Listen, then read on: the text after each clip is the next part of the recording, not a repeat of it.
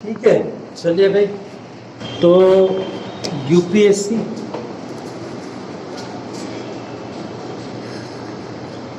IAS है ना, इस इंडियन सिविल सर्विसेज के बारे में जब हम लोग बात करते हैं तो सबके अंदर एक बहुत तेज़ वाला स्पार्क पैदा होता है। जो लोग इसकी प्रिपरेशन करते हैं खास करके उनके अंदर एक स्पार्क तो आता ही है इस चीज़ से लेकर। तो ये जो रणभूमि है जिसके अंदर हम लोग खड़े हुए हैं, आईएएस की जो रणभूमि है, इस आईएएस की रणभूमि को समझना ज़रूरी है। जैसे इस रणभूमि को कई सारे युद्ध होते समय कई बादशाहों ने समझ के पूरी पूरी काया पलट दी थी।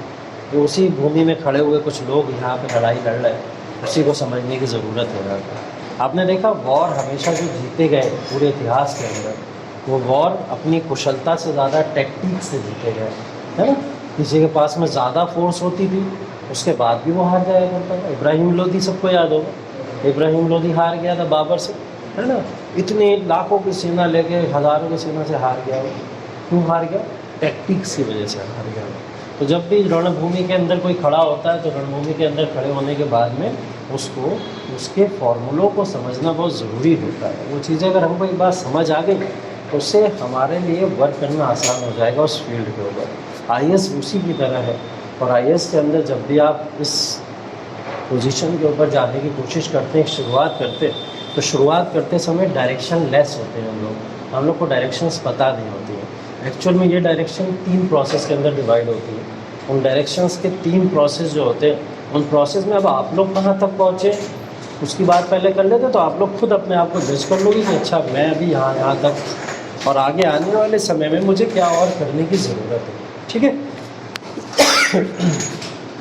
3 स्टेजेस की अगर मैं बात करूं आईएएस के, वो 3 स्टेजेस के अंदर जो फर्स्ट स्टेज है, जैसे ही हम लोग प्रिपरेशन स्टार्ट करते हैं तो हमारे कान के अंदर बार बार ये बातें पड़ती हैं कि बेसिक पहले पढ़ो, बेसिक पहले पढ़ो, बेसिक स्टडीज़ करो पहले, वरना आईएएस की स्टडी आसान नहीं होती है। तो बेसिक ये सब बेसिक चीज़ें हैं क्या?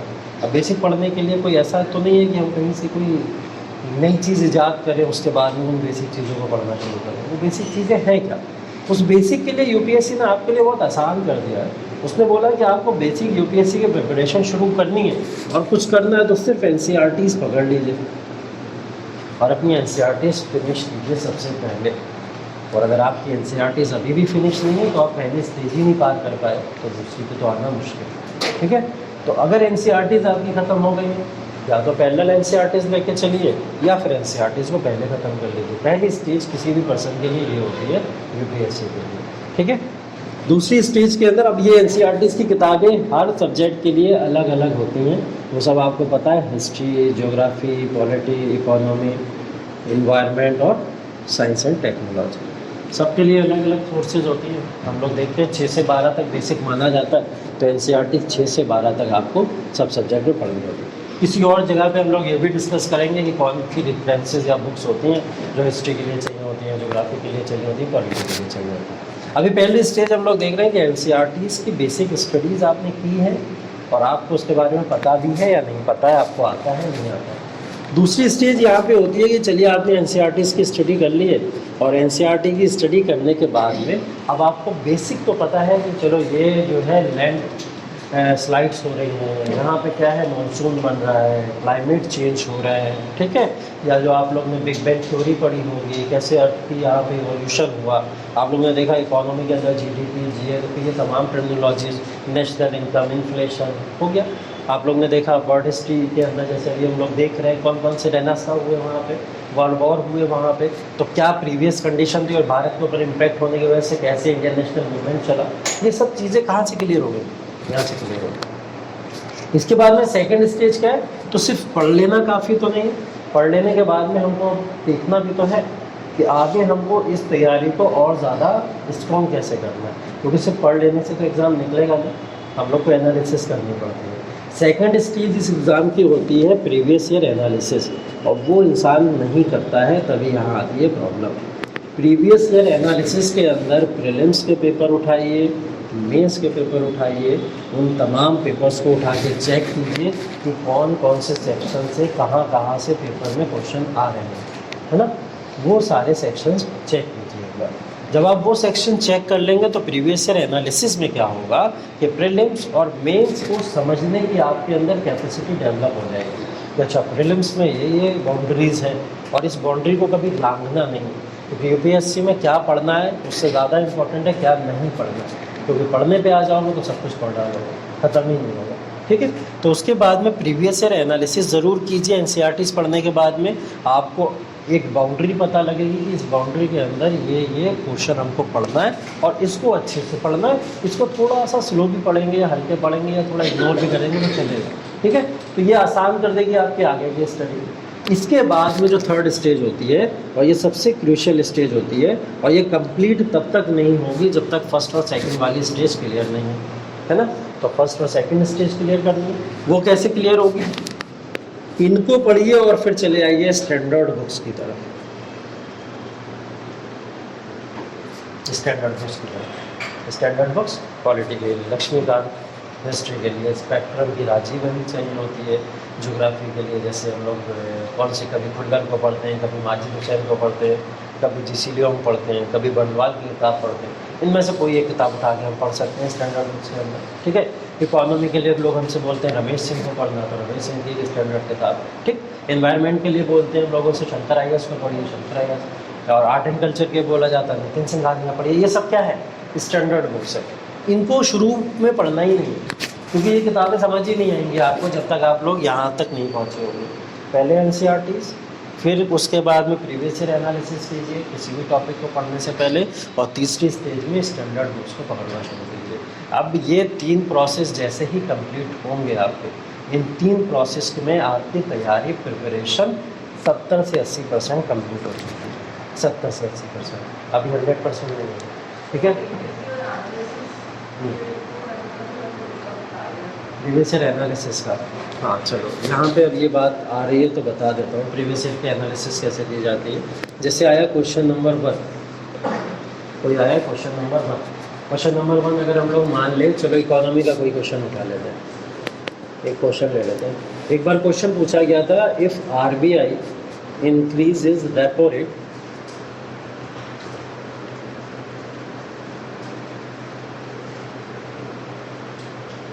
what will be the impact on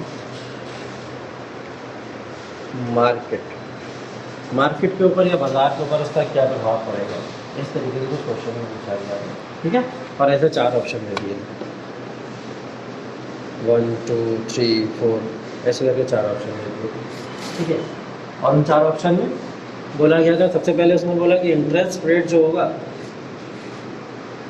वो डिक्रीज हो जाएगा, पहला उसने बोला। ठीक है, बोले इंटरेस्ट रेट डिक्रीज हो जाएगा। दूसरा उसने बोला कि लोन जो है, लोग ज़्यादा से ज़्यादा पीपल लोन के ऊपर डिपेंडेंट हो जाएंगे और लोन बढ़ जाएगा, लोग लोन लेना ज़्यादा शुरू कर देंगे, लोन बढ़ना शुरू हो जाएगा। ठीक, तीसरा पॉइंट उसके अंदर बोला इन्फ्लेशन बढ़ जाएगा, मार्केट के अंदर महंगाई बढ़ जाएगी। ठीक है, और चौथा पॉइंट अगर हमने मान लिया कि नन ऑफ दीज, इसमें से कोई नहीं। वैसे ये इतना आसान बनाएंगे नहीं है, एक बार इन्होंने ऐसा पूछा भी है मुझे, ये नन ऑफ दीज नहीं लिखते, ये लोग क्या लिखते हैं 1 and 2 1 and 2 and 3 1 and 4 ऐसे करके और बना देते हैं ऑप्शन ना, ऐसे करते हैं। तो इन 4 ऑप्शन को दिया है इन्होंने। ठीक है, अब इसके अंदर आंसर क्या है, क्वेश्चन का क्या चीज़ें हैं वो आप लोग को दिख रहा होगा, क्योंकि मैंने अभी रिसेंटली ये पढ़ा था। ठीक है, अब इसको सॉल्व कैसे करना है, प्रीवियस ईयर की एनालिसिस इसमें करनी कैसे, इसका आंसर क्या है क्या नहीं है वो आपको पता है नहीं पता है, वो ज़्यादा मैटर करता ही नहीं। ज़्यादा मैटर यहाँ पे क्या करता है, यहाँ पे मैटर कर रहा है ये आरबीआई, यहाँ मैटर क्या कर रहा है ये रेपो रेट, यहाँ मैटर क्या कर रहा है ये इंटरेस्ट रेट, यहाँ मैटर कर रहा है लोन, इन्फ्लेशन, ये चीज़ें मैटर करती हैं। ठीक है, इनको बोला जाता है कि आपने क्वेश्चन नंबर 1 पढ़ा और उसकी डिकोडिंग कर लीजिए। क्वेश्चन नंबर 1 पढ़िए, इस क्वेश्चन को पढ़िए और इस क्वेश्चन को पढ़ने के बाद में इसकी डिकोडिंग कर लीजिए। डिकोडिंग क्या करनी है, लिखा है आरबीआई, चले जाइए आरबीआई पे और आरबीआई के जाके जितने भी फंक्शंस हैं एंड फीचर्स हैं उनको पढ़ डालिए, पढ़ लीजिए।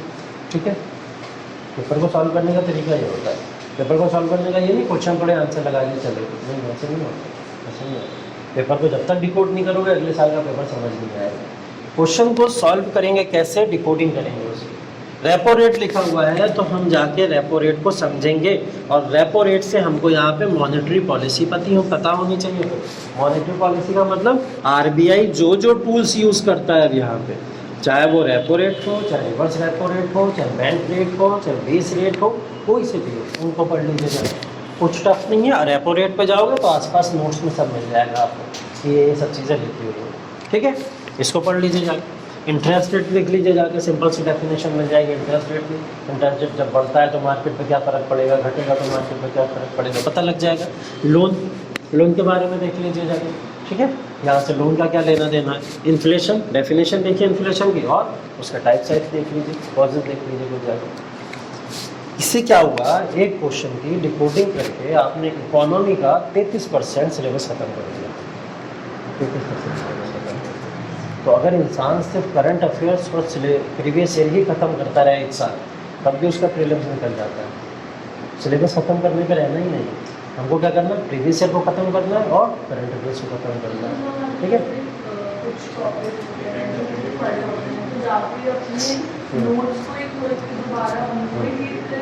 बिल्कुल बिल्कुल एकदम, हाँ नोट्स पे जाइए।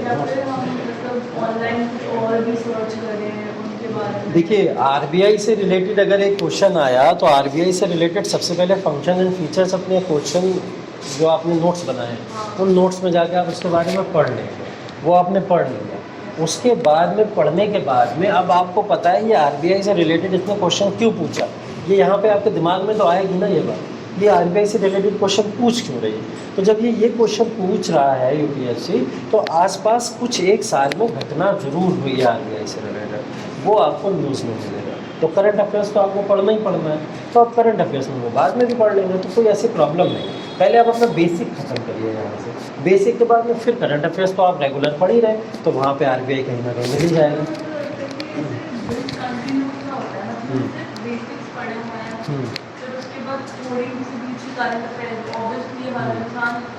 रेगुलर नहीं हो पाता, बीच में छूटता तो है, तो हम कभी रेगुलर बीच का कुछ ना कुछ नोट्स रह ही जाते हैं, तो वो उसको जैसे, और नोट्स इतने सारे होते हैं कि उनको मतलब फिर लगता है जब आप एनालिसिस करने बैठे तो आप हर एक कॉपी खोलोगे तो आप फिर उसके बाद अभी रह जाओ। एक क्वेश्चन की बात करिए ना, इकोनॉमी के टॉपिक, इकोनॉमी का पता है तो आप इकोनॉमी के नोट्स लेके बैठोगे पहली बात तो। अब इकोनॉमी में हिस्ट्री तो लेके बैठोगे तो सारी कॉपी तो ढूंढनी नहीं है, ठीक है। हाँ नहीं वो नहीं करना, एकदम नहीं करना। सेक्शनल उठाइए, सेक्शनल, ये बात मैं हमेशा बोलता हूँ कि सेक्शंस के हिसाब से क्वेश्चंस को लगाया करिए। पहले अगर इकोनॉमी का एक क्वेश्चन उठाया है तो पिछले 10 साल के पेपर सिर्फ इकोनॉमी के सॉल्व कीजिए। अगर आप इसमें अभी से पढ़ गए, ये भसड़ है पूरा, और इसमें अगर घुस गए अभी से तो इसके अंदर क्या होगा, खिचड़ी बन जाएगी दिमाग के अंदर जाके। क्योंकि अभी आरबीआई पढ़ के आया तो अब मैं देख रहा हूँ हिटलर, ठीक है, तो क्या होगा, दिक्कत होगी फिर। तो अभी ये नहीं करना, पहले इस तरीके से सेक्शनल पेपर को सॉल्व करिए। जब सेक्शनल एक बार कर लें, आपको लगे कि चलिए हो गया, तब आप आइए, क्योंकि वो एक टफ चीज़ है जो आप बात कर रहे हो ना, वो एक टफ चीज़ है। तो उस टफ चीज़ पे तब आएंगे। आप किसी भी टेस्ट सीरीज़ को लगाते हो तो टेस्ट सीरीज़ को लगवाने से पहले वो आपसे सेक्शनल टेस्ट में लगवाते हैं, पहले सेक्शनल ही तो लगवाते हैं, उसके बाद में फिर मॉक टेस्ट लगवाते हैं वो आपसे। क्यों लगवाते हैं सेक्शनल, क्योंकि ये कंफर्टेबल हो जाए एटलीस्ट पहले टॉपिक के साथ में अपने, और एक ही तरीके के क्वेश्चन देख देख के इंसान ज़्यादा इधर उधर मेंटली डिस्टर्ब नहीं होता। बाद में फिर प्रैक्टिस कराते हैं मॉक टेस्ट की। तो एक स्टेज से उठ के दूसरे स्टेज तक पहुंचाने के लिए ये काम किया जाता है। प्रीवियस ईयर में भी सेम काम करना है, कुछ अलग नहीं करना है, बस पेपर उठाओ, डिकोडिंग करना शुरू कर दो। और ये काम आप करेंगे कैसे, ये काम होगा पैरेलल। प्रीवियस ईयर एनालिसिस की जब आप लोग बात करते हैं यहाँ पे, तो प्रीवियस ईयर एनालिसिस एनसीईआरटी पढ़ने के साथ भी होता है और स्टैंडर्ड बुक पढ़ने के साथ में भी होता है। मैं हमेशा एक बात बोलता हूँ, बार बार बोलता हूँ कि एक टेबल, एक बेंच जिस पे भी आप बैठ के पढ़ाई कर रहे हैं, उसके ऊपर आपका एक सिलेबस रहना चाहिए यूपीएससी का, द हिंदू का न्यूज़पेपर रहना चाहिए और प्रीवियस ईयर पेपर रहना चाहिए। ये 3 चीज़ें कंपलसरी हैं आपकी बेंच के ऊपर रहना। अगर ये 3 चीज़ें आपकी बेंच के ऊपर नहीं हैं तो फिर प्रॉब्लम है कुछ ना कुछ, क्योंकि ये 3 चीज़ें वो चीज़ें हैं कि आपको बार बार एनसीईआरटी पढ़ते समय भी इनको देखना है और बार बार आपको स्टैंडर्ड बुक्स पढ़ते समय भी इनको देखना है। तो ये वो 3 चीज़ें। अब आप पॉलिटी की लक्ष्मीकांत पढ़ रहे हो उठा के, और लक्ष्मीकांत पढ़ते समय कोई नॉन कॉन्स्टिट्यूशनल बॉडीज़ आ जाए, unconstitutional bodies, non constitutional bodies का कोई क्वेश्चन आ जाए, कोई भी टॉपिक आ जाए, तो आप टॉपिक को पढ़ने से पहले एक बार नज़र अगर मार ली कि चलो मैं देख लूँ कि इससे रिलेटेड कोई क्वेश्चन पूछा गया क्या अभी तक। अगर आपने मान ली 10 साल में आपको कोई क्वेश्चन नहीं मिले तो आप क्या आसानी से उसको छोड़ के आगे नहीं बढ़ सकते? सिलेबस रिड्यूस हो गया अपने आप, फिर क्यों पढ़ोगे उसको? तो ये 3 चीज़ें अपनी टेबल के ऊपर कंपलसरी फॉर्म में रखा करिए, और नहीं रखेंगे तो ये प्रॉब्लम है। तो ये वो तरीके हैं जो टॉपर्स अपनाते हैं, और जो लोग एग्ज़ाम लगातार निकाल रहे हैं वो इसी तरीक़ों से एग्ज़ाम निकाल रहे हैं। तो इन तरीक़ों को बिल्कुल अपने पास में रखिए। कोई भी सब्जेक्ट पढ़ रहे हैं तो ये 3 चीज़ें आपकी टेबल के ऊपर रहनी चाहिए। पेपर की डिकोडिंग करना शुरू करिए। पेपर डिकोड होना जिस दिन शुरू हो गया उस दिन आप आराम से पेपर के एनालिसिस कर लोगे। इकोनॉमी में जब क्लास के अंदर पढ़ाता हूँ, प्रीवियस ईयर, उससे प्रीवियस ईयर 2-3 साल से जितना भी रिज़ल्ट आया है या जो भी बच्चे पढ़ के गए उनसे आप एक बार जाके रिव्यू लेना कि सर ने इकोनॉमी क्लास के अंदर पढ़ाई थी, क्या रिस्पॉन्स है, कैसे क्वेश्चंस आते हैं, किस तरीके के क्वेश्चंस आते हैं। 90 से 95% क्वेश्चन डायरेक्ट आते हैं क्लास के क्वेश्चन, डायरेक्ट, एकदम डायरेक्ट आते हैं। क्यों आते हैं डायरेक्ट? मैं तारीफ नहीं कर रहा इसमें कोई अपनी कि मेरे पढ़ाए हुए आ जाते हैं, कुछ नहीं है सर। मैं सिर्फ ये बताने की कोशिश कर रहा हूँ कि ये काम मैं करता हूँ जो मैं आपको बता रहा हूँ। मैं एक क्वेश्चन 10 साल का उठाता हूँ और उनकी डिकोडिंग करता हूँ बैठ के, और उस डिकोडिंग से फिर मेरे को अंदाज़ा हो जाता है कि अगले साल कहाँ पे टेस्ट करने वाला है। ये बात पता लग जाती है। ये काम अगर आप लोग करना शुरू कर दो तो 90 से 95% नहीं कह रहा मैं, 70% हर सब्जेक्ट में तो कैच कर सकते हो आराम से। और जहाँ 70% कैच होना शुरू हो गया आप प्रीलिम्स के टॉपर बन जाओगे, है ना। वहाँ पे 45 से लेके 50% में क्वालिफाई हो जाता है एग्ज़ाम, ठीक है। तो आपके कितने भी बुरे मार्क्स रहेंगे, इसको करने के बाद में 60% मार्क्स आपके आ जाएंगे उसके। तो ये तरीके होते हैं, इस तरीके से आप पेपर को सॉल्व कर सकते हो। इकोनॉमी हिस्ट्री में ये काम मैं कर रहा हूँ, लेकिन मैं सब में आपके साथ तो ये काम कर नहीं सकता। तो कुछ चीज़ों में तो आपको भी खुद को काम करना पड़ेगा, कुछ चीज़ों को करना पड़ेगा, उनको इस तरीके से सॉल्व करना पड़ेगा। तो इन तरीक़ों को अपनाइए। सिर्फ टॉपिक को ख़त्म कर लेना यूपीएससी थोड़ी है कि हम सिर्फ सिलेबस पढ़ लें। सिलेबस ज़िंदगी भर पढ़ो नहीं ख़त्म होगा, ये 100% श्योरिटी है। जो लोग 10 साल से तैयारी कर रहे हैं उनसे पूछना जाके, जो लोग 1 साल से तैयारी कर रहे हैं उनसे, दोनों का सेम रिस्पॉन्स है कि सिलेबस अभी ख़त्म नहीं हुआ है, और ना वो ज़िंदगी में कभी ख़त्म होगा, कभी ख़त्म नहीं होगा, है ना। वो क्लास के अंदर टीचर आपको ख़त्म करा सकता है, आप सेल्फ ख़त्म कर लो, नहीं हो पाएगा, कभी नहीं हो पाएगा, ठीक है। तो और बड़ी बड़ी कोचिंगों में भी सिलेबस छूट जाते हैं, रह जाते हैं, टीचर नहीं कर पाते हैं पूरे सिलेबस, कोई नहीं करता पूरे सिलेबस। तो सिलेबस ख़त्म करने के पीछे नहीं जाना है हमको तो अपने पेपर को सॉल्व करने के पीछे जाना है कि हम 60% नंबर लाएँ कैसे इस पेपर के अंदर, वो सॉल्व कैसे हो जाए। मेंस के पेपर जो होते हैं ना 250 नंबर के, जिनका हम लोग GS1, पेपर 2, 3 का डिस्कशन कर रहे हैं, उन 250 नंबर में से 100 नंबर भी अगर आपके आ गए, सोचो जरा 100 नंबर, 50% भी नहीं है, 100 नंबर भी आपके आ गए तो आप सेलेक्ट हो जाते हो, और रैंक आती है आपकी अच्छी, IAS की रैंक मिलती है आपको, IAS की रैंक मिलती है। 100 चारों पेपर में आगे कितने हो गए? 400। ऑप्शनल ने दे दिए 300 नंबर, आपको कितने हो गए? 700 नंबर। 700 नंबर का मतलब समझ रहे हो ना, सीधा रैंक मिलती है आपको अच्छी वाली, क्योंकि अभी 275 का इंटरव्यू बचा हुआ है। जैसे मेंस के मार्क्स बताए मैंने आपको, 900 से भी ऊपर नंबर पहुंच गया आपको, है ना। और जब 900 से ऊपर नंबर पहुंच गया तो फिर आप या तो टीना डाबी बनोगे या अतर आमिर बनोगे, क्योंकि उन लोग के इतने ही नंबर थे, ठीक है। तो ये नंबर लाना टफ नहीं है, बस ढूंढना ज़रूरी है कि कहाँ से नंबर आ सकते हैं और कैसे नंबर आ सकते हैं। तो वो तरीके ढूंढो, उन तरीक़ों के ऊपर ज़्यादा काम करो। पढ़ाई तो कर ही लोगे आप लोग, मैं आपको अगर दे दूँ अभी कोई होमवर्क इतना करके लाना, ये सब करके लाना, वो नालायक हो तुम, करते ज़रूर नहीं हो, लेकिन कर सकते हो तुम लोग, तुमको पता है, पढ़ाई भी कर लोगे तुम लोग, सब कुछ कर लोगे, लेकिन वो तरीके तो पता लगे कि इसको सॉल्व कैसे करना, सोल्यूशन पता लगना बहुत ज़रूरी है। जैसे ये सोल्यूशन है हमारे पास में, सोल्यूशन से हम लोग पेपर को सॉल्व कर सकते हैं, पेपर का एनालिसिस कर सकते हैं। चलो प्रीलिम्स में हमने ये कर लिया, हमने रिकॉर्डिंग कर लिया, हमारा प्रीलिम्स निकल जाएगा, ये सारी रिकॉर्डिंग हो गई। और ये मैं 100% श्योरिटी के साथ मैं यहाँ लिख के सिग्नेचर स्टाम्प पे लिख के दे सकता हूँ, जिसके बाद में पेपर निकल जाएगा, बिल्कुल निकल जाएगा। ये डिकोडिंग करिए, करंट अफेयर्स करिए, पेपर निकल जाएगा, ठीक है। इस स्ट्रेटेजी के बाद में पेपर प्रीलिम्स के निकला जाते हैं, ठीक। और वो उसके बाद में इतना आसान लग जाएगा कि हर साल बस पेपर देने जाया करो और निकल जाया करेगा, ऐसा हुआ करेगा।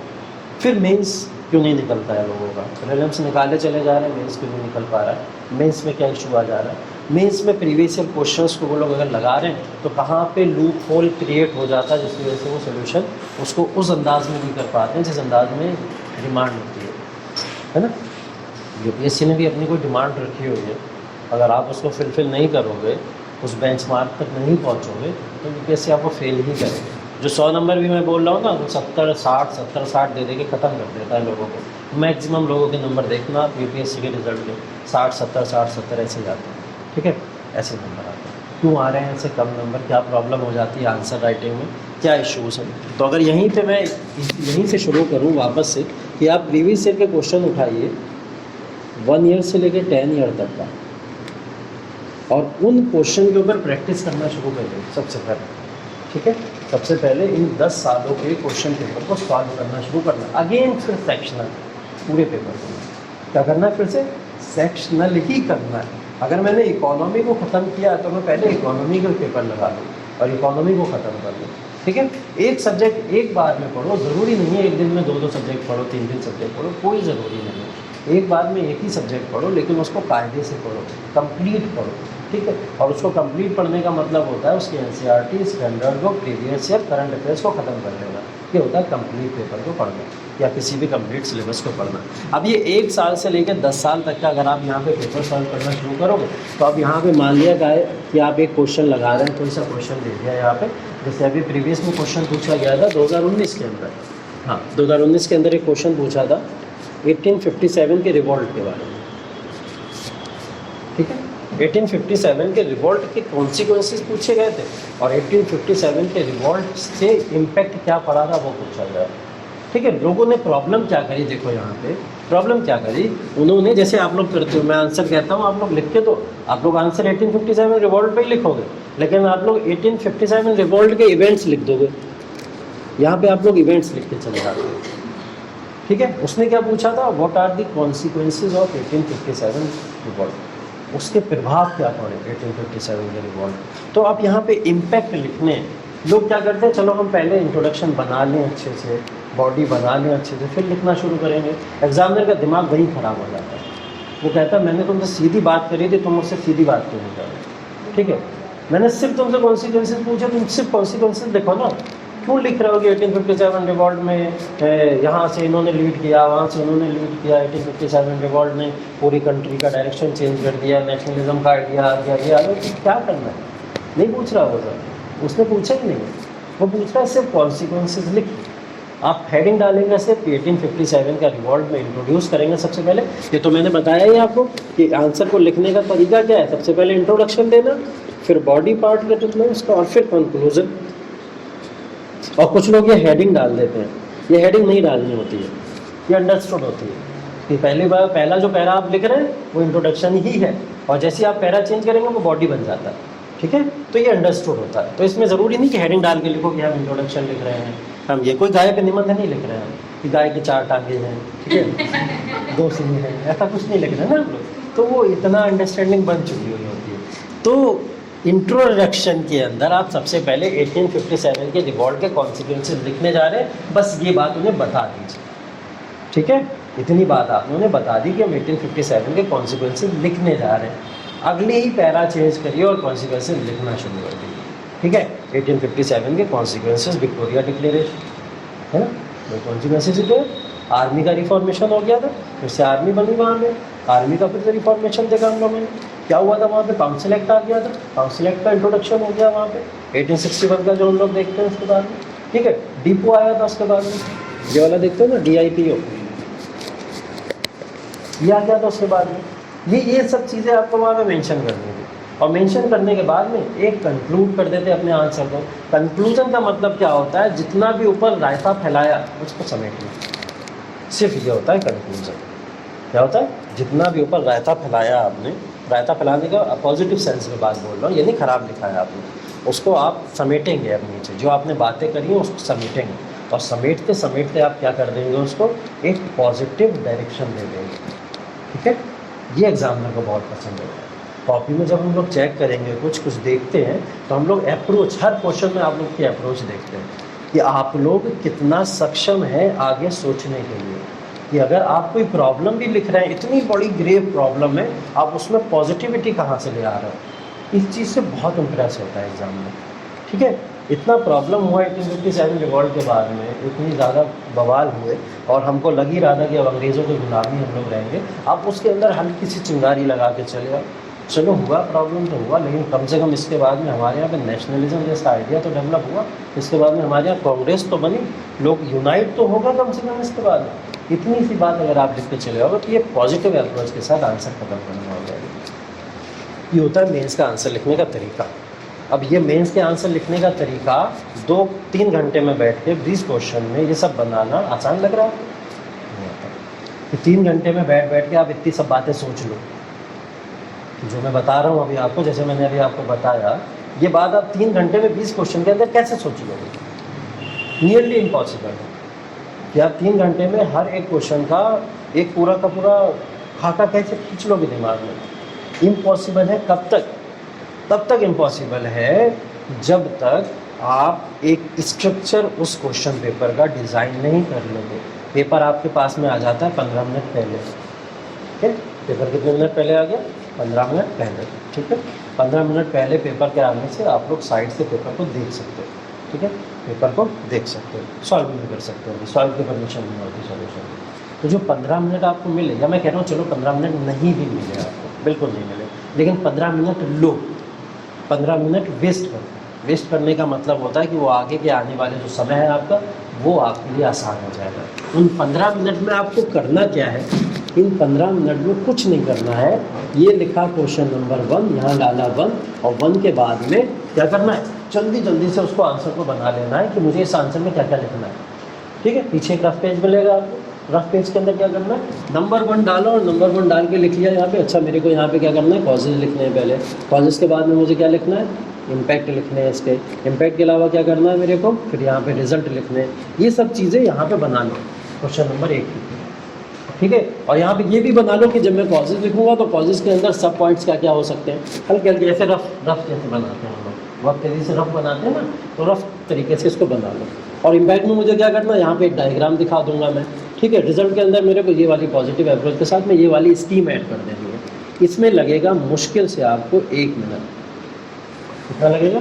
मुश्किल से 1 मिनट, मुश्किल से बता रहा हूँ, मुश्किल से 60 सेकंड भी नहीं लगेंगे, इतना डिज़ाइन कर देंगे आप लोग, फटाक से डिज़ाइन कर लोगे आप आंसर। और ऐसे ही करते करते 15 मिनट के अंदर आप 20 क्वेश्चन बहुत आराम से डिज़ाइन कर लोगे रफली।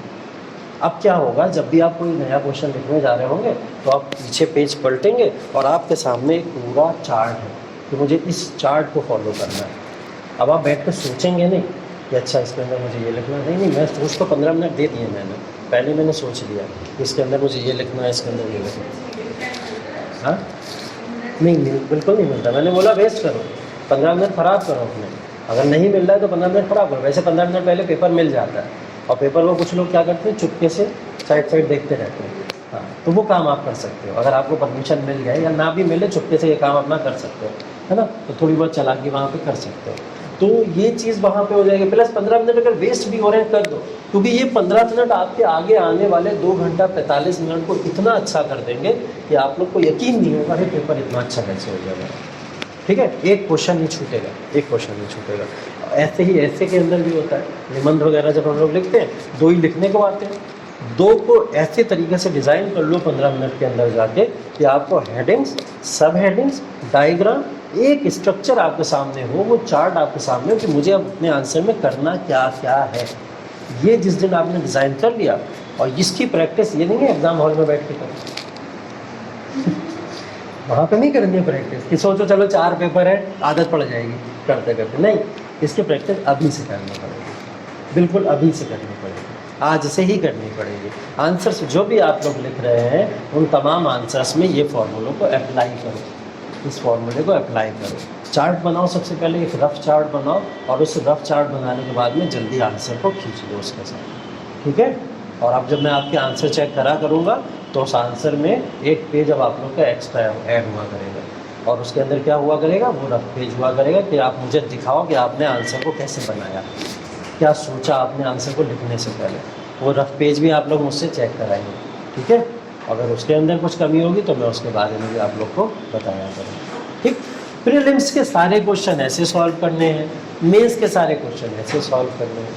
बस इसी फॉर्मूले को अपनाते रहना है, और इसकी प्रैक्टिस आज से शुरू कर देंगे।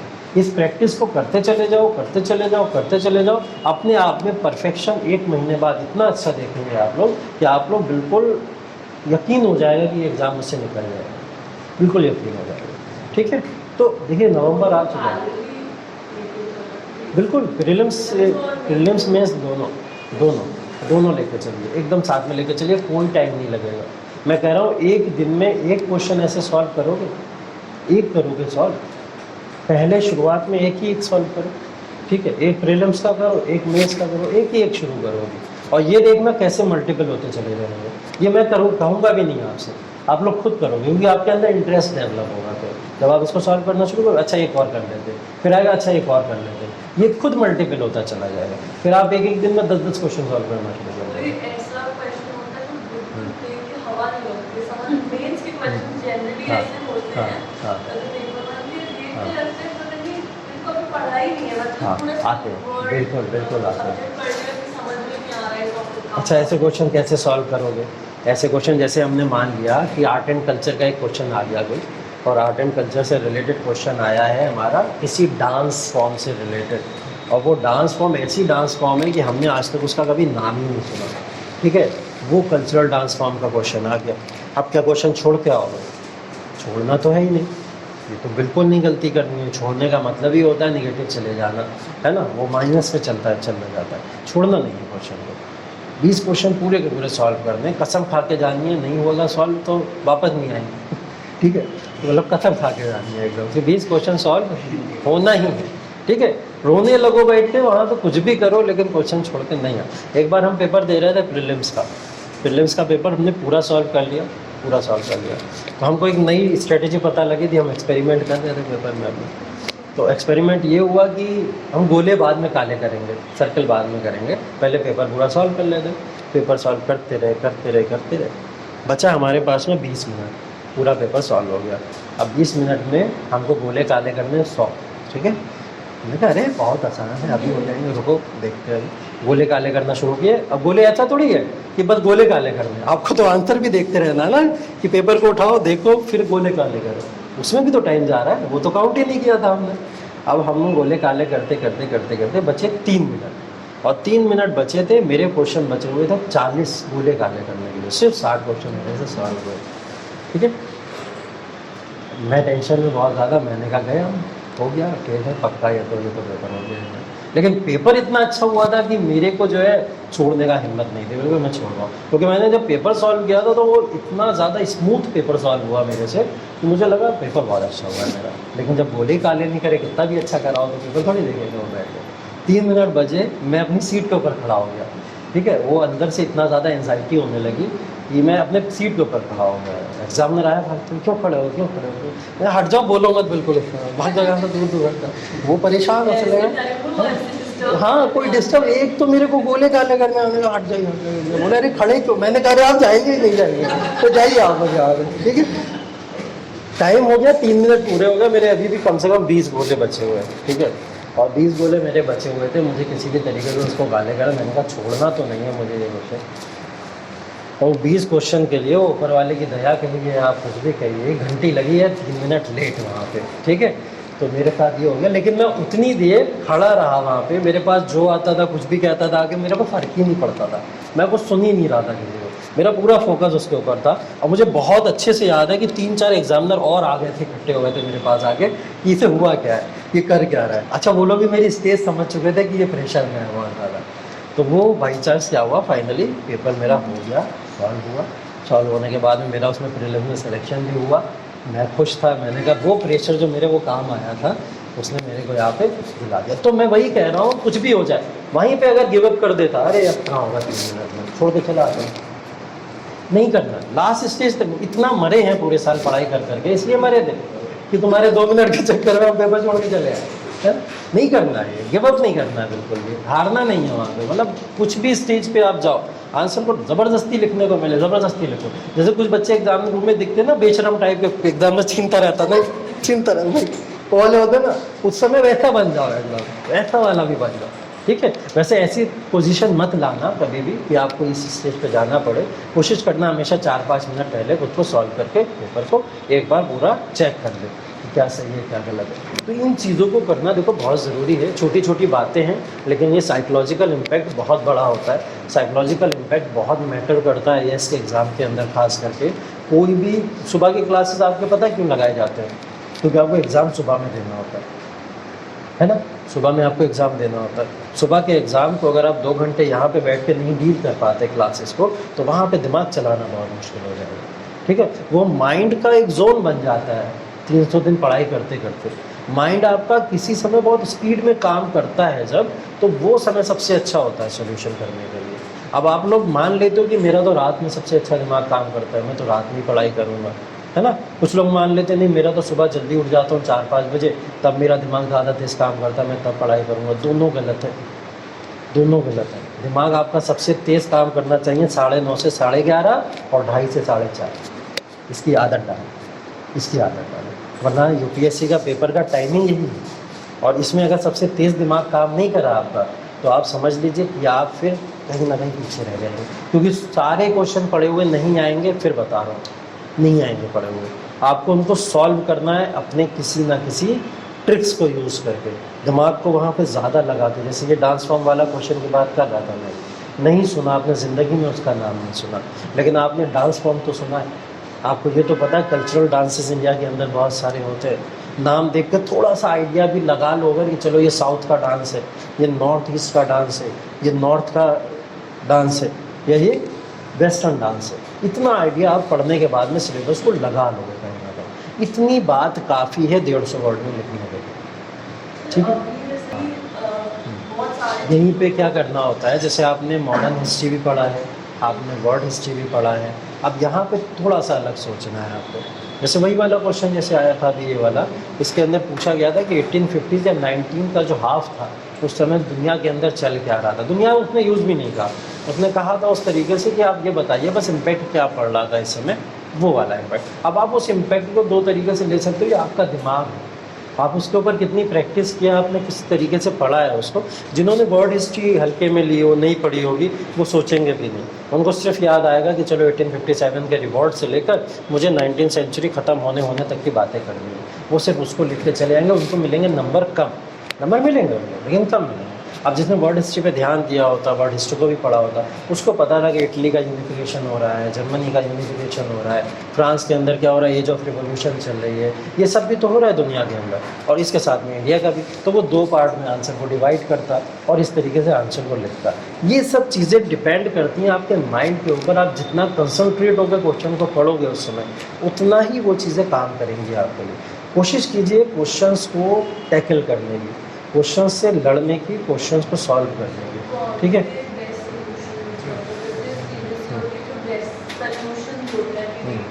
नहीं, कुछ नहीं है, कुछ नहीं है, सब ने अपने हिसाब से लिखे हुए हैं, कोई सोल्यूशन बेस्ट नहीं है। सोल्यूशन बेस्ट बनाने हैं अगर, तो कुछ टॉपर्स के सोल्यूशंस मिल जाते हैं यूट्यूब के ऊपर आपको, कि वो लोग आपको आइडिया देते हैं, सिर्फ आइडियाज़, ये नहीं कि टॉपर्स की कॉपी पढ़ने लगे जाके, ठीक है? क्योंकि वो जो आंसर्स यहाँ पे लिख रहे थे उससे बहुत अलग आंसर वहाँ पे होता है, और कभी कभी हमको बहुत फर्जी सोल्यूशन भी मिलते हैं जो उनके होते नहीं, लेकिन उनके नाम से मार्केट में बिक रहे होते हैं, ठीक है? तो ऐसा नहीं होता। आप उन सोल्यूशंस को अपने हिसाब से बनाइए ना, अपने हिसाब से बनाइए। जब आप उसको अपने हिसाब से बेस्ट बना लेंगे, अगर आप इस क्वेश्चन पे, मैं कह रहा हूँ कि जैसे आपने शनाज क्वेश्चन लिखा था 18 मिनट लगे थे, आपने नीचे टाइम भी लिखा, ठीक है? मैं कह रहा हूँ 18 मिनट नहीं लगे, आप उस क्वेश्चन के ऊपर लगा दो 1.5 घंटा, एक क्वेश्चन को सॉल्व करने में लगाओ 1.5 घंटा, 2 घंटा लगाओ, लेकिन उसको परफेक्ट लिखो, अच्छा लिखो उस आंसर को। नहीं, सिर्फ उसके अंदर आपको फॉर्मेलिटी नहीं करनी है कि मैंने लिखने को दे दिया तो आप फॉर्मेलिटी करके ले आए कि देखिए, नहीं, उसके ऊपर आप लगाओ 1.5 घंटा 2 घंटा, आप उसको लिखो, और उसको लिखने के पीछे आपके बहुत सारे सोर्सेस होंगे, नोट्स हो सकते हैं, क्लास डिस्कशन हो सकता है, यूट्यूब हो सकता है, गूगल हो सकता है, और रेफरेंसेस भी हो सकते हैं, उनका सहारा लो, लगाओ 2 घंटा, मैं नहीं मना कर रहा हूँ, क्योंकि ये 2 घंटा आपको बहुत बड़ा एडवांटेज देने वाले हैं आगे चल के। अभी इसमें शायद 2 घंटा लगे, लेकिन ये ऐसे रिड्यूस होगा आपका, ऐसे रिड्यूस होगा आपका कि आगे चल के जो 18 मिनट आपको लगे थे ना, वो भी नहीं लगेगा। ये होता है, ये प्रैक्टिस में आते आते आता है, लेकिन शुरुआत करोगे तब आएगा। और आपसे अच्छा आंसर कोई लिख ही नहीं सकता, और आपसे अच्छा आंसर कोई चेक नहीं कर सकता। तो आप अपने आंसर खुद लिख के खुद इतने अच्छे से चेक कर सकते हो, तो आपको किसी पे डिपेंडेंट रहने की ज़रूरत नहीं है। एक टॉपर्स का देख लो, उनसे डायरेक्शन लो कि वो लोग किस तरीके से प्रिपरेशन करते थे। हाँ, आंसर्स को मुझे खुद लिखने हैं, सॉल्व मुझे खुद करने हैं, अपने माइंड की कैपेबिलिटी मुझे खुद बढ़ानी है, तो ये सब तो मुझे सेल्फ ही करना पड़ेगा। इसकी प्रैक्टिस करो। टैलेंट किसी के अंदर होता नहीं है, नहीं होता, आपको डेवलप करना पड़ता है। है ना। जो लोग कहते हैं ना वो टैलेंटेड था सेलेक्ट हो गया, वो ऐसा था सेलेक्ट हो गया, तो आप उठा के देखिए मार्कशीट 50% वाले भी लड़के आज के टाइम में IAS ऑफिसर। टैलेंटेड होते तो हाई स्कूल में इंटर में 50% क्यों आते? नहीं है, उन्होंने डेवलप की है वो स्किल्स अपने अंदर, और वो स्किल्स एफर्ट से, मेहनत से और आपकी टेक्निक से ही डेवलप होती है। तो जितनी टेक्निक्स उसके अंदर अप्लाई करते चले जाओगे वो आपको रिजल्ट देते चलेगी। ये लाइफ ऑफ एक्सपेरिमेंट है UPSC, और इसके अंदर जितने एक्सपेरिमेंट डेली ऐड करते चले जाओगे, बस एक कमरा बना लो, एक जोन बना लो, अपना एक प्लेस बना लो कि वहाँ जो जैसे ही दिखो वो बस जाके वहाँ गिर जाओ, पढ़ना शुरू कर दो वहाँ, ऐसा जोन बना दो। और उस जोन के अंदर जैसे आपने 6-7 घंटा देना शुरू कर दिए, एक दिन का time table, regular time table बनाओ। सबसे बड़ी बात, टाइम टेबल 1 महीने का नहीं होना चाहिए, टाइम टेबल 1 हफ्ते का नहीं होना चाहिए, टाइम टेबल रेगुलर होना चाहिए कि आज मैं जब सुबह में उठूँगा तो मैं रात में सोच के लेटूँ कि मुझे सुबह क्या क्या करना है अपने अगले दिन में, ठीक है। तो उस अगले दिन की एक पूरी लिस्ट बना लो कि मुझे सुबह ये क्लासेस लेने हैं, उसके बाद में जाके क्लासेस में रिवीजन करना है, उसके बाद में ये क्वेश्चंस लिखने हैं मुझे, इसके बाद में प्रीवियस क्वेश्चंस को देखना है मुझे। ये एक शेड्यूल बनाओ अपना, और ये रेगुलर डेली चेंज करो शेड्यूल को अपने, कि आज रात मैंने ये बनाया था, कल रात फिर इसको बनाओ, फिर बनाओ, रेगुलर चेंज करो। और पढ़ने के देखो सबसे अच्छा तरीका क्या होता है, इतनी मेहनत करनी है आपको इस फील्ड के अंदर, इतनी मेहनत करनी है, इतना पेन देना है खुद को, और अभी आप उसका 10% भी नहीं दिए हो, बहुत पेन देना है इसमें आपको, ठीक है। इतना देना कि कभी कभी इतना फ्रस्ट्रेशन होगा, अरे हटाओ नहीं करना, इतना नहीं कर पाएंगे, ठीक है, इतना देना है। लेकिन उसके बाद में भी फिर खड़े रहना, फिर आना है वापस, नहीं करना तो है, जाना का इसके अलावा सोल्यूशन नहीं है, ठीक है, तो करना तो है। तो जब ये IAS करना शुरू किया था उस समय क्या वजह थी आपके पास जब आपने शुरू किया था, तो बार बार उसको सोच लिया करना कि मैंने इस वजह से शुरू किया था। क्या वो वजह सॉल्व हो गई? नहीं हुई है ना सॉल्व, नहीं हुई है सॉल्व, तो वो वजह सॉल्व नहीं हुई अभी, तो फिर IAS आप कैसे छोड़ सकते हो? नहीं छोड़ सकते IAS। तो IAS तो बनना ही है, कैसे भी बनना, इस तरीके को याद रखो। और इसके अंदर एक चीज़ को, रिवीजन वाला जो कॉन्सेप्ट मैं आपको बताता हूँ ना, रिवीजन वाला कॉन्सेप्ट बहुत ज़रूरी है आपके लिए, बहुत ज़रूरी है। हफ्ते में सिर्फ 6 दिन पढ़ाई करो, सिर्फ 6 दिन। संडे कुछ नहीं पढ़ना, कुछ नया नहीं पढ़ना, मतलब ये नहीं कि कुछ पढ़ो ही मत, है ना, ऐसा नहीं तो मैंने कह दिया कुछ नया नहीं पढ़ना। संडे वाले दिन कुछ भी नया नहीं पढ़ना है। संडे को ऑफ मनाने का मतलब, जो सच में तैयारी कर रहे होते हैं ना, उनका सबसे टफ डे संडे होता है, सबसे टफ डे संडे होता है। क्यों होता है संडे सबसे? क्योंकि 6 दिन का रिवीजन करना होता है। सिर्फ 6 दिन जो पढ़ा है उसको पूरा का पूरा रिवाइज करना है, उसके अलावा एक भी नया पॉइंट नहीं उठाना है। जितना 6 दिन में तैयारी करिए, उस 6 दिन को पढ़ के 7वें दिन ख़त्म करना है, और अगले 8वें दिन से जैसे मंडे शुरू होगा फिर हमको नया पढ़ना शुरू कर देना। यही तो होती है, यही साइकिल चलती रहेगी। कोई बात नहीं, वो जब तक आप याद ना कर लो उन चीज़ों को तब तक आगे ना बढ़ो। संडे में रिवीजन करने का मतलब ये 6 दिन की चीज़ें आपको आनी चाहिए, ठीक है। और ये वाला एटीट्यूड अपने अंदर डेवलप कर लो कि जब तक नहीं आएगा तब तक नहीं जाएंगे, ठीक है, तब तक हम चेयर पे से नहीं उठेंगे। हमारे सामने एक लड़का था, भागीदारी भवन में हम पढ़ा करते थे, तो हमारे JD सर थे, उनका लड़का पढ़ाई किया करता था, ठीक है। अभी 2016 के अंदर वो PCS टॉपर बना, यादव था, कोई यादव नाम था उसके, आगे यादव लगा हुआ था, नाम अभी एग्जैक्टली याद नहीं है। मुझे याद है उसने कुर्सी तोड़ दी थी पढ़ते पढ़ते, जिस कुर्सी पे बैठ कर पढ़ा करता था वो कुर्सी टूट गई, और लकड़ी वाली मोटी वाली चेयर थी, वो टूट गई ठीक है, तो चेयर तोड़ दी बैठे, और ये बात फेमस हो गई हमारे यहाँ, इतना पढ़ता है चेयर तोड़ दी, ठीक है। तो ऐसे पढ़ता था, आ जाता था डेली और 8-8 घंटा पढ़ाई करता था, आगे वहाँ पर उठता नहीं था उसका, ऐसे पढ़ाई करता था, टॉपर बना फिर इसके बाद, ठीक है। तो वो जो सेक्रीफाइसेस होते हैं वो रिजल्ट में कन्वर्ट हो जाते हैं, बिल्कुल हो जाते हैं, कभी भी ख़राब नहीं जाते, ठीक है। तो रिवीजन का प्रोसेस ये होता है कि रिवीजन करो हर 6 दिन में, रिवीजन करो हर महीना, ठीक है, और रिवीजन करो हर महीने के बाद में अगला महीना जब आएगा सेम इसी तरीके से जैसे इस महीने में रिवीजन किया था। 6 दिन कंप्लीट हुए, 6 दिन कंप्लीट होने के बाद में 7वें दिन रिवीजन करा, 8वें दिन से नया पढ़ना शुरू कर दिया, फिर अगला संडे आएगा, फिर छुट्टी करनी है आपको, और छुट्टी करने में फिर पूरे वीक का रिवीजन करना है। अब जो पूरे वीक का रिवीजन कर रहा है इसमें सिर्फ ये वीक नहीं है, इसमें पुरानी वीक भी ऐड होगी, दोनों वीक का रिवीजन इस वाले वीक में अब ऐड हो जाएगा। फिर अगला वीक शुरू करोगे, अब क्या होगा, 3 वीक का रिवीजन उसमें ऐड हो जाएगा, हो गया। चौथे वीक में आओगे, चौथे वीक में आपको सिर्फ क्या करना है, महीने में पढ़ाई करनी है सिर्फ 28 दिन, और 2 दिन रिजर्व कर लेने हैं इसके लिए रिवीजन के। अक्टूबर चल रहा है, जैसे ये 31 का महीना है, हमको 29 तारीख तक पढ़ाई करनी है, 29 तारीख तक पढ़ाई करनी है और 30 और 31 को छोड़ देना है एकदम, काहे के लिए, सिर्फ रिवीजन के लिए, ठीक है। हाँ 4 संडे माइनस कर दो उसमें से, वो है उसको भी माइनस कर सकते, तो वो 24 बचे होंगे, ठीक। हाँ तो यहाँ पे कितने बचे, 24 बचे होंगे, ठीक है। और ये 2 दिन ये वाला होगा, ठीक है। तो ये 2 दिन ये वाला होगा, मतलब 24 दिन आपको नया पढ़ना है और फिर 6-7 दिन आपको सिर्फ पुराना पुराना पुराना पुराना रिवीजन करना है। पढ़ना है।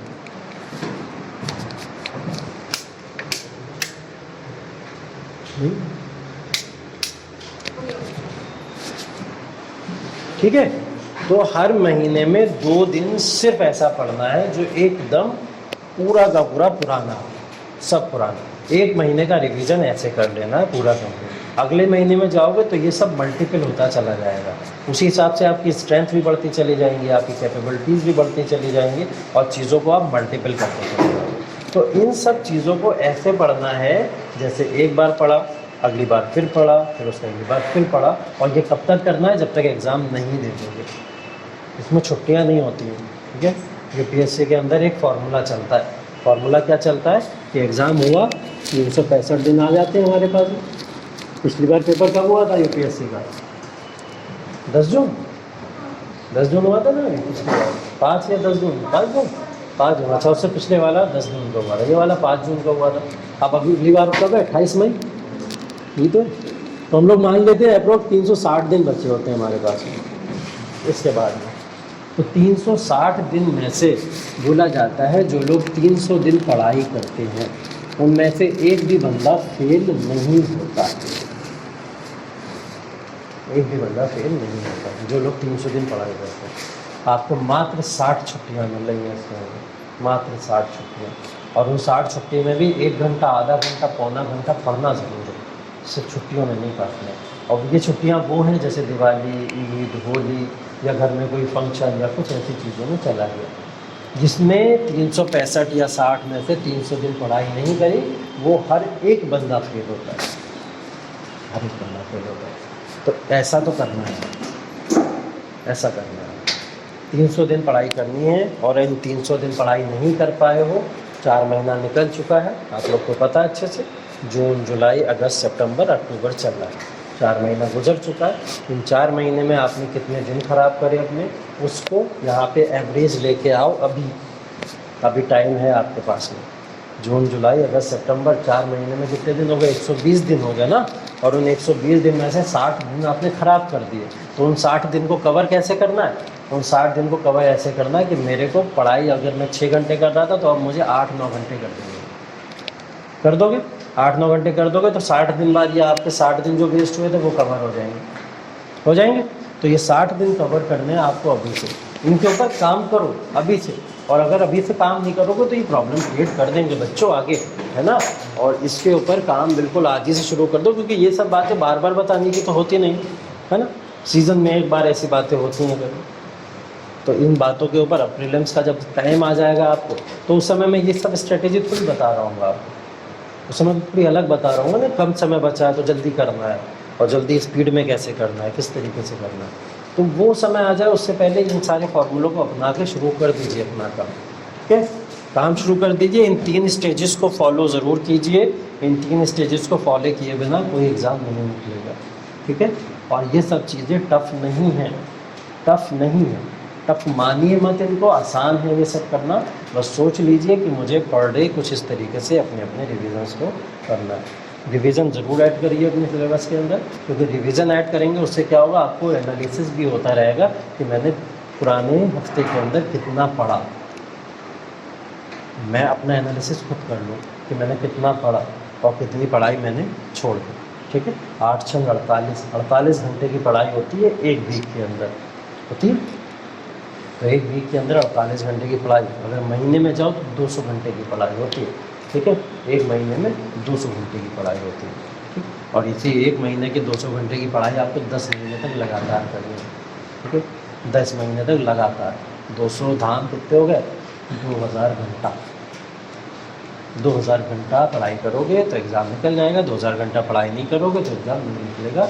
बहुत क्लियर बात है।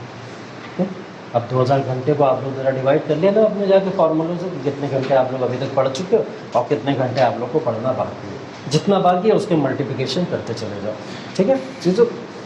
और डाउट किसी के कुछ पूछना हो, किसी को कुछ याद है? हाँ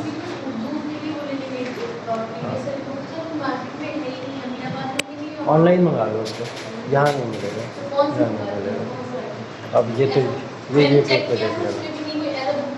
ग्रेजुएशन में आपका उर्दू था सब्जेक्ट, सिलेबस उठाया आपने, सिलेबस देखा है? तो ग्रेजुएशन में टॉपिक्स नहीं मिले आपको? तो पढ़िए उनको, पढ़िए उनको, पढ़िए आप। प्रीवियस ईयर के क्वेश्चन पेपर एनालिसिस करने हैं तो आप यूट्यूब से कर लीजिए, ठीक है? हाँ तो यूट्यूब पे सारे मिल जाएंगे, यूट्यूब पे जाके देख लेना सारे पेपर, वहाँ मिल जाएंगे। और अगर कहीं भी ना मिल रहा हो तो ऑनलाइन मंगा लीजिए, ठीक है? ऑनलाइन आप ऑर्डर कर देंगे तो ऑनलाइन मिल जाएंगे आपको, किसी भी इस पब्लिकेशन के मिल जाएंगे, ऑनलाइन मंगा लीजिए, ठीक है? प्रीवियस ईयर भी मंगा लीजिए, नोट्स भी ऑनलाइन मिल जाएंगे, नोट्स भी चाहें तो नोट्स भी मंगा सकते हो, ठीक? हाँ और कोई डाउट? सब समझ आ गया है? कोई दिक्कत नहीं है? चल रही है पढ़ाई सही है? सही चल रही है? क्या क्या पढ़ लो आज को? ऑप्शनल क्या लिया है? ऑप्शनल क्या लिया है?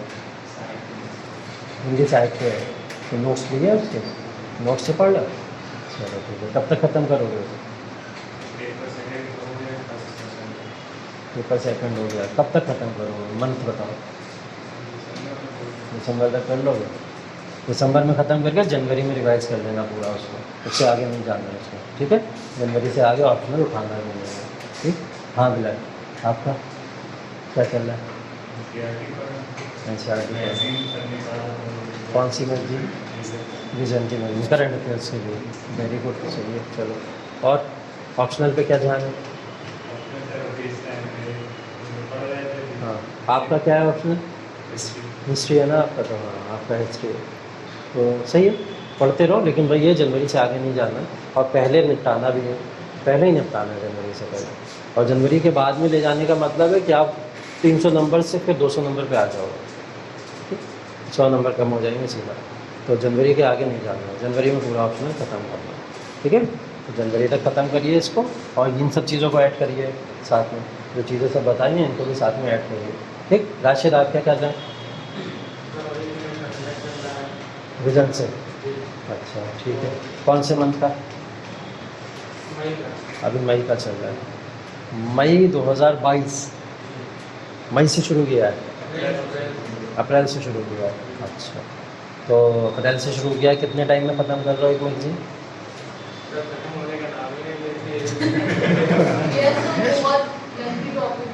तो अब हिंदू का जब आप लोग सप्लीमेंट ढूंढ रहे हो तो फिर आसान थोड़ी है उसको ख़त्म करना, है ना? अगर द हिंदू का सप्लीमेंट ढूंढोगे तो फिर यही तो होगा, टाइम तो लगेगा फिर उसको। या तो द हिंदू डेली करते रहते तो इसकी ज़रूरत ही नहीं पड़ती, ठीक है? द हिंदू का सप्लीमेंट ढूंढने का मतलब यही है कि आप लोग टाइम लगेगा, टाइम लो उसका। 30 दिन पढ़ते, 30 दिन की एक न्यूज़ होती है, मतलब एक महीना होता है ना, तो 30 दिन 5-5 पेज डिवाइड करो, एक दिन में 5 पेज पढ़ो, एक महीने में मैगजीन ख़त्म करो पूरी, आराम से हो जाएगी, कोई बड़ी डील नहीं है, ठीक है? लेकिन डेली पढ़ोगे तब, ऐसा नहीं कि आज पढ़ा चलो कल छोड़ देते हैं फिर परसों पढ़ लेंगे, फिर नहीं, ऐसा नहीं, डेली पढ़ोगे तब खत्म होगी, ठीक है? और अगर आप अभी किसकी पढ़ लो, मई मंथ की पढ़ लो, तो अभी आप पीछे हो 3 महीना ऑलरेडी पहले, ठीक है? इस समय आपको कम से कम अगस्त की तो पढ़नी चाहिए थी, और पुरानी मैगजीन ख़त्म होनी चाहिए थी, वो ख़त्म नहीं है अभी आप, तो इसमें पढ़ना शुरू करिए, पुरानी भी निपटाइए और नई की तरफ भी बढ़िए। तो इसको प्रेशर के साथ में कीजिए, जल्दी जल्दी ख़त्म। अभी 1 महीना लगाइए, आने वाले दिनों में 15 दिन में भी ख़त्म कर दीजिए, ठीक है? ऐसा भी करना है। हाँ वही, ये रिवीजन जो कॉन्सेप्ट बताया मैंने, काहे के लिए बताया है, इससे याद होगा, करो। एक दिन में 150 पेजेस बहुत आसान है रिवाइज करना, बहुत आसान है। आसान इसलिए रिवाइज करना क्योंकि आप 150 पेजेस कंप्लीट कर चुके हैं, पढ़ चुके हैं 150 पेजेस को। और इसके अंदर जब आप 150 पेजेस को रिवाइज कर रहे होते हैं तो वीकली रिवीजन ऐड होता है आपके साथ में। 6 दिन में आपने कितने पेज पढ़े? 6 × 18 कितने, 5 पेज पढ़ लो ना, 6 × 5 30 पेज पढ़े आपने, तो उस दिन तो आप 30 पेज रिवाइज कर सकते थे ना। 30 पेज रिवाइज हो गए, अगली बार में फिर 30 हो गए, फिर 30 हो गए, फिर 30, ऐसे कर करके पूरे महीने में हो गया। पूरे महीने में जब उठाओगे तो वो मैगजीन ऐसे पलटोगे आप, अच्छा ये भी पढ़ा हुआ है, ये भी पढ़ा हुआ है, ये भी पढ़ा हुआ है, टाइम नहीं लगता फिर उसमें। पढ़ के तो देखो एक बार अभी आज तक पढ़ा नहीं है ना, तभी ऐसा लग रहा है, तभी ऐसा लग रहा है। तो एक बार पढ़ के तो देखो, एक एक दिन में लक्ष्मीकांत खत्म होती है, आप तो कह रहे हो कि वो नहीं खत्म हो रहा है, ठीक है, एक दिन में लक्ष्मीकांत। रिवीजन नहीं करते हो ना, इसलिए प्रॉब्लम।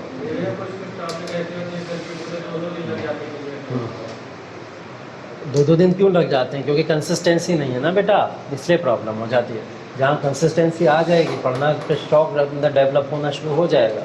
जो टॉपिक क्लियर नहीं हो रहा है, समझ नहीं आ रहा है, उसमें प्रॉब्लम आ रही है, 100 सोर्सेज हैं आपके पास उसको समझने के लिए। ज़रूरी थोड़ी विज़न को ही लेके बैठे रहो। अगर विज़न के अंदर लिख के आ गया कोई भी एक वर्ड, मान लिया मैंने डेफिसिट फाइनेंसिंग लिख के आ गया, विज़न की डेफिनेशन नहीं समझ आ रही है, वो जाओ जाके गूगल कर लो, गूगल पे नहीं मिल रहा है तो यूट्यूब पे पढ़ लो उसको, और उस डेफिनेशन को अपने हिसाब से लिखो। ऐसा तो कर सकते हो ना, तब तो आएगा समझ। और तब भी समझ नहीं आ रहा है अगर, तब क्या करोगे? हैं? नहीं, वही बात है, जब भी नहीं समझ आ रहा तो फिर आओ हम लोग के पास में, पूछो आगे, जैसा ये तो अरे उस पर डिपेंडेंट नहीं होना है, उस पर डिपेंडेंट नहीं होना है। करंट अफेयर्स की क्लासेस का मतलब आप क्या करोगे, अपना नुकसान कर लोगे। आप अपनी सेल्फ थिंकिंग डेवलप ही नहीं कर रहे हो। टीचर आ रहा है, पढ़ा के चला जा रहा है, बात खत्म हो जाएगी। करंट अफेयर्स की क्लासेस खुद ही करनी है, खुद ही पढ़ना है करंट अफेयर। जब खुद पढ़ोगे तभी तो डेवलप होंगे आइडियाज़ आपके मन के अंदर कि अच्छा ये इससे कनेक्ट कैसे करोगे। जीएस के साथ में कनेक्ट तो खुद ही करना है ना। करंट अफेयर्स के क्लासेस पढ़ाया सकते हैं, पढ़ाया जा सकता है, लेकिन अगर उसको पढ़ाने की आपकी आदत पड़ गई तो आप उस पर डिपेंडेंट हो जाओगे, अपाहिज हो जाओगे आप करंट अफेयर से, ठीक है। और वो नहीं होना है, बहुत इंपॉर्टेंट सेक्टर है, खुद ही ख़त्म करना है, बहुत मेहनत करनी है उसमें, ठीक है। हाँ श्रेय, आपका क्या चल रहा है?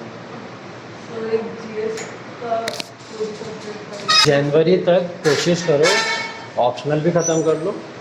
ऑप्शनल के साथ में जीएस मेंस के जो जो सब्जेक्ट हैं, लाइक सोसाइटी हो गया, इंटरनल सिक्योरिटी हो गया, ठीक है, डिज़ास्टर मैनेजमेंट हो गया, या आपका एथिक्स हो गया, ये तमाम जो भी टॉपिक्स हैं इनको जनवरी तक ख़त्म कर लो। अभी नहीं टच कर पा रहे हैं, मतलब पढ़ना है, मैं भूल गई हूँ, रिविजन भी करना है, पर लेकिन अभी ऐसे कुछ सब्जेक्ट मैंने पढ़े तक नहीं है, तो मैं सोच रही हूँ अभी पहले उनको पढ़ के एक बार खत्म कर देती हूँ, फिर शिफ्ट कर दूँ। तो मेंस के साथ चलाती रहिए ना, मेंस का एक सब्जेक्ट पढ़ते रहिए। अरे बहुत टाइम है, टाइम क्यों कर लगता है तुम लोग को? मुझे तो ये समझ नहीं आता है। 24 घंटा है आप लोग के पास में। एक तो पढ़ने में 2 घंटे, हाँ, एक मेंस, एक जीएस का सब्जेक्ट पढ़ने में 2-3 घंटे, हाँ, एक ऑप्शन पढ़ने में 3 घंटे। 3 घंटा पढ़ती है ऑप्शनल? पढ़ने के बाद 3 घंटा पढ़ती हो? पढ़ा हुआ है ना आपका तो? सर बहुत सारे यही होता है, रिवीजन मत करो तो यही होता है। फिर उसके बाद 3 घंटा मत दो ऑप्शनल है। ऑप्शनल आपको इतनी जल्दी ख़त्म नहीं करना, जनवरी तक का टाइम है आपके पास में, ठीक है। ये मत सोचो कि 3-3 घंटा पढ़ के 1 महीने में ख़त्म करके रख दो, ऐसा मत करो, ठीक है। आपके साथ दिमाग में यही चल रहा होगा, जल्दी जल्दी पढ़ के जल्दी ख़त्म कर लो, इसलिए 3 घंटा पढ़ो। कोई बात नहीं, थिंकर्स है ना उसके अंदर तमाम। हाँ, पॉलिटी है उसके अंदर ज़्यादातर, गवर्नेंस का पोर्शन है वो पूरा का पूरा, गवर्नेंस और पॉलिटी का पोर्शन। कोई बात नहीं, 3 घंटा मत दो, लेकिन ज़्यादा दे रही हो, ज़्यादा दे रही हो। वहाँ से थोड़ा टाइम रिड्यूस करो। और जीएस पे आप बहुत टाइम दे रही हो, कोई एक सब्जेक्ट को आप 3 घंटा क्यों पढ़ रही हो? नहीं पढ़ो, 3 घंटा नहीं पढ़ना। अगर वर्ल्ड हिस्ट्री पढ़ रही हो तो 1 घंटे में पढ़ के ख़त्म करो, रखो उसके ढंग से। 1 घंटा, बस 1 घंटा। और ये थोड़ा थोड़ा खाना है, एकदम नहीं खाना है, थोड़ा थोड़ा। और इसको जनवरी तक लेके जाना है।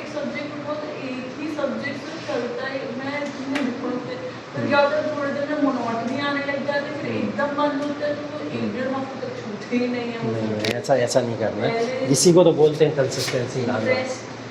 नहीं आ रहा इंटरेस्ट तब भी ज़बरदस्ती लेके बैठो उसे, भाई तो इसी को तो पेन देना है। ये थोड़ी पेन कैसे दोगे? कोई तलवारें थोड़ी उठा के अपने हाथ काटोगे। ये तो नहीं करोगे ना। पेन यही तो है कि नहीं मन कर रहा, फिर भी ज़बरदस्ती जा रहे हैं, पढ़ रहे हैं बैठ के, है? ये है पेन देना। पेन देने का मतलब खुद को चोट पहुंचाना नहीं है। पेन देने का मतलब यही है कि आप सेक्रीफाइस उसमें कितना कर पा रहे हैं, वैसे वाला काम, ठीक है। चीज़ें होती हैं मतलब रात में मैंने छुई तक नहीं, और मतलब दिन ओवर हो जाता है, फिर ये होता है अगर अपनी सोई मेरी सुबह उठने नहीं जैसे, मतलब हमेशा रोज ये मतलब ऐसा नहीं होता कि कुछ पढ़ रहे, कुछ थोड़ा पढ़ते हैं, लेकिन एंड तक जाते जाते ऐसा हो जाता है कि यार बहुत इंपॉर्टेंट चीज़ है। 8 घंटा हो रही है पढ़ाई आपकी रेगुलर? काउंटिंग और 8 तो नहीं यही तो होता बात है, यही तो प्रॉब्लम है। काउंट क्यों नहीं करते हो? अपने एनालिसिस करते नहीं हो आप लोग कभी। आप लोग को पता क्या लगता है, आप लोग की सबसे बड़ी प्रॉब्लम ये है, हम यूपीएससी की प्रिपरेशन कर रहे हैं और हम पढ़ाई कर रहे हैं, बस आप लोग को सिर्फ इतना लगता है। ऐसे थोड़ी होता है काम। आप लोग को लगता है चलो यूपीएससी की प्रिपरेशन करना तो हमें पढ़ाई करना है, आप सिर्फ पढ़ाई करते हो और पढ़ाई में ना आप आवर्स काउंट कर रहे हो, ना आप सब्जेक्ट के एनालिसिस कर रहे हो, आप कुछ नहीं कर रहे हो। आपको लगता है जो मैं कर रहा हूँ वही बहुत है, इससे ज़्यादा क्या करूँ मैं? अरे इससे ज़्यादा कर रहे हैं लोग, बहुत कर रहे हैं, बहुत कर रहे हैं। इससे ज़्यादा लोग 12-12 घंटे पढ़ रहे हैं, आपको पता है? मैं तो आपसे सिर्फ 8 घंटे कह रहा हूँ, 12-12 घंटे पढ़ रहे हैं लोग अभी। क्यों पढ़ रहे हो 12 घंटे? कहाँ चला जा रहा है आप लोग का टाइम जो वेस्ट हो जाता है? 24 घंटे होते हैं पूरे दिन में, कितने भी काम करोगे उसके बाद में भी 8 घंटे बहुत सिक्योर बचा लोगे, क्योंकि आपके पास में जॉब नहीं है करने के लिए कोई कि आपको जॉब भी करना है और मैनेजमेंट तमाम देखना है, इधर उधर ये सब करना है, नहीं करना है। सिर्फ पढ़ाई तो करनी है आप लोगों को, पढ़ाई के अलावा फिर क्या करना है? सोना, खाना पीना, इसलिए तो करना है। तो इतने में अगर आपको बहुत ज़्यादा 8 घंटे भी नहीं बचा पा रहे हो तो फिर नुकसान है। लोग जॉब कर करके, पता है आपको, इसरो में जॉब कर करके लोग यहाँ पे नौकरियाँ ले ले रहे हैं यूपीएससी के अंदर। वहाँ की नौकरी आसान है क्या है? इसरो के अंदर आपको पता है काम कितना होता है? 12-12 घंटे का काम होता है वहाँ पर। और वहाँ मेंटल प्रेशर पता है कितना होता है? बहुत होता है, बहुत ज़्यादा होता है। अभी नहीं, इसरो के जो साइंटिस्ट थे कुछ समय पहले उनका सिलेक्शन हुआ था यूपीएससी के अंदर 2018-19 के बैच में, समय 18 में, हाँ, तो उनका सिलेक्शन हुआ था। कैसे हो गया सिलेक्शन उनका? आईएएस में हुआ, वो आईपीएस बने हैं उनसे, आईपीएस बने। होता है, बहुत बहुत जॉब करके लोग काम कर रहे हैं, कर ले रहे हैं, वो 4-5 घंटा भी पढ़ते हैं तब भी काम कर ले रहे हैं, और आप कह रहे हो आप लोग को टाइम नहीं मिलता है, टाइम निकल जाता है, हम लोग सारे सब्जेक्ट नहीं पढ़ पाते। आप एक बार मैनेजमेंट बनाइए तो बैठ के, एक बार मैं कह रहा हूँ पढ़ने पे मत ध्यान दो अभी, एक बार मैनेजमेंट पे ध्यान दे दो, अपनी लाइफ का मैनेजमेंट, अपना एक शेड्यूल तो बना लो लाइफ का कि मेरी लाइफ का ये शेड्यूल है, मुझे ऐसे चलना है, इस ट्रैक पे चलना है, और अभी प्रिपरेशन का दौर है तो उसी को सेंटर में उसको रखो, बाकी सारे डिसीजन उसके अकॉर्डिंग लो, सारे डिसीजन उसके अकॉर्डिंग। डिसीजन इस अकॉर्डिंग नहीं लेना है कि मेरे को चाय पीनी है, चलो चाय पीने के बाद फिर मैं यूपीएससी पढ़ने बैठूँगा, मेरे को खाना खाने जाना फिर उसके बाद मैं यूपीएससी पढ़ूँगा, पहले बीच में यूपीएससी, पहले मुझे ये करना है, इसके बाद टाइम बचेगा तो मैं ये करूँगा, इसके बाद टाइम बचेगा तो मैं ये करूँगा, इसके बाद टाइम तो ये करूँगा। सेंट्रल जो लोकस होना चाहिए आपका वो सिर्फ और सिर्फ वही होना चाहिए यूपीएससी, और उसको सेंटर में रखो और फिर बनाओ अपना शेड्यूल पूरा। और ये शेड्यूल बना के पढ़ के देखो एक बार ज़रा आप लोग, फिर देखते हैं कहाँ टाइम ख़राब होता है, कहाँ टाइम चला जाता है। कहीं टाइम नहीं जाएगा, कुछ नहीं जाएगा टाइम, बहुत टाइम है आप लोगों के पास में, बहुत टाइम होता है, लेकिन उस पर करना तो आप ही लोगों को, पढ़ना तो आप ही लोगों को करके दो। और इतना इंटरेस्टिंग है, सच बता रहा हूँ, आप पढ़ाई करना शुरू करो ज़रा, इतना इंटरेस्टिंग है। एक एक कॉन्सेप्ट जब समझ आना शुरू होता है ना, छोटी छोटी बातें समझ आना शुरू होती हैं, बहुत मज़ा आता है, बहुत मज़ा आता है। जैसे क्लास में मज़े आते हैं ना कुछ कुछ बातें सुनने में, कभी ऐसा लगता है, तो ऐसा खुद भी फील होना शुरू हो जाता है, खुद पढ़ते हैं तो खुद भी फील होना शुरू हो जाता है। इतना इंटरेस्टिंग यूपीएससी को बनाया हुआ है, इतना इंटरेस्टिंग है। ऐसा तो है नहीं कि बोर हो जाए पढ़ के, ऐसी कोई स्टडी कर रहे हैं, बोरिंग तो है ही नहीं बिल्कुल, बहुत इंटरेस्टिंग है। टाइम देना शुरू करो, ये नहीं कि 3 दिन 8-8 घंटे दे दिए, चौथे दिन बिस्तर पे पड़े हुए। रेगुलर करना है काम, जब तक एग्ज़ाम नहीं हो जाता तब तक ये काम करना। बाकी एग्ज़ाम देने हैं तो दो, मैं नहीं मना करूँगा। लोग मना करते हैं स्ट्रिक्टली कि नहीं देना चाहिए, यूपीएससी फोकस है तो यूपीएससी ही दो, एग्ज़ाम देने हैं तो दो, लेकिन उनके लिए प्रिपरेशन या पढ़ाई मत करो, वो मत करो। उसके लिए प्रिपरेशन नहीं करनी है, उसके लिए पढ़ाई नहीं करनी है। जो यूपीएससी में कर रहे हो, अगर वो उससे मिलता जुलता एग्ज़ाम है तो उसी एग्ज़ाम को देना चाहिए पहली बार। और अगर आप यूपीएससी में डिसिप्लिन और रेगुलरिटी के साथ में पढ़ लो तो वो एग्ज़ाम ऑलरेडी खुद निकल जाएगा, आपको ज़रूरत नहीं है फिर उसके लिए पढ़ने की, अलग से शेड्यूल बनाने की, ये सब करने की नहीं करना। सिर्फ उसी के अकॉर्डिंग पढ़ते रहो और बस एग्ज़ाम दिया हो जाके। एग्ज़ाम देने में क्या होगा, एक प्रेशर हैंडल करने की क्षमता बढ़ती है आपके अंदर, कैपेसिटी आती है कि चलो मुझे इतने टाइम में इतने क्वेश्चन करने, तो इससे प्रैक्टिस भी होती रहती है आपकी। तो एग्ज़ाम देने में कोई प्रॉब्लम नहीं है, जो एग्ज़ाम मिले दे दो, लेकिन उसके लिए प्रिपरेशन नहीं करनी है, सिर्फ एग्ज़ाम देना। बाकी प्रिपरेशन यूपीएससी ही चलते रहना चाहिए। तो जब तक यूपीएससी ना निकल जाए तब तक इस प्रिपरेशन को कंटिन्यू करना है। इतना फार्मूला अपना लो, सच बता रहा हूँ, एग्ज़ाम निकल जाएगा, बिल्कुल निकल जाएगा। और ये अभी अपना लो, अगर इसमें थोड़ा भी लेट करोगे फिर नवंबर दिसंबर में ये काम नहीं करेगा, नहीं करेगा। अभी अपना लोगे, अभी ये सब चीज़ें काम करेंगे, बाद में ये सब चीज़ें बहुत यूजलेस हो जाएंगी। ठीक है, कितने क्वेश्चन सॉल्व कर लिए आप लोगों ने GS 1 और 2 के? प्राची, कितने सॉल्व कर लिए? बताओ, सोचना पड़ रहा है। कोई भी नहीं किया है? किसको अलग कर दिया? मैं 18 सॉल्व कराया था क्लास में, उसका कोई क्वेश्चन सॉल्व नहीं किया। तो अभी परसों मैंने बताया था क्लास के अंदर 2 दिन पहले कि कम से कम 2-2 क्वेश्चन ही करना सॉल्व करो, तब भी नहीं है। तुम लोग बात ही तो नहीं मानते, यही तो प्रॉब्लम है, कोई बात तो मानते नहीं। फिर वही बात, यही पढ़ने में निकल जाता है। अगर मैं कुछ बता रहा हूँ तो वो प्रायोरिटी होनी चाहिए। अगर कोई टीचर खड़े होकर यहाँ पे कोई बात बता रहा होता है तो प्रायोरिटी वो होनी चाहिए, क्योंकि उसको पता है अभी आपके लिए क्या ज़रूरी है ना। अगर आप अपने हिसाब से स्टडी कर रहे हो, करो, नो डाउट, मैं मना नहीं कर रहा, लेकिन जो मैं बता रहा हूँ उसको आधा 1 घंटा निकाल के कुछ 2 क्वेश्चन करने में क्या बिगड़ जाएगा तुम लोग का? मुझे ये तो बता दो। एक क्वेश्चन GS 1 का उठा लो, एक क्वेश्चन GS 2 का उठा लो, ऐसे एक क्वेश्चन करके लगाते रहो डेली। तो जब वो बातें नहीं मान रहे हो तो तुम लोग ये बातें क्या मानोगे? तो फिर कैसे काम चलेगा? तो नहीं चलेगा ना काम। यही तो प्रॉब्लम होती है, इसीलिए तो लाखों बच्चे तैयारी कर रहे होते हैं, कुछ ही बच्चों का सिलेक्शन होता है, क्योंकि उसमें से कुछ ही बच्चे सीरियस लेते हैं बात को, वो मान लेते हैं, उनका सिलेक्शन हो जाता है। और जो लोग नहीं मानते हैं वो लोग फिर अपने हिसाब से करते रह जाते हैं। अब हम लोग कुछ बता रहे हैं तो बहुत सारे एक्सपीरियंसेस के बाद ये सब बातें बता रहे होते हैं आपको। आंसर राइटिंग नहीं करो तो बिल्कुल एकदम ख़राब हो जाओगे आप लोग। जितनी पढ़ाई की है ना सब जीरो हो जाएगी। सच बता रहा हूँ, कितना भी बड़ा टॉपर हो, आंसर राइटिंग किए बना आज तक कोई भी एग्ज़ाम नहीं निकाला है। और ऐसा नहीं है कि आंसर राइटिंग उसने कर ली हो 2 महीना पहले और एग्ज़ाम निकल गया हो, कभी नहीं।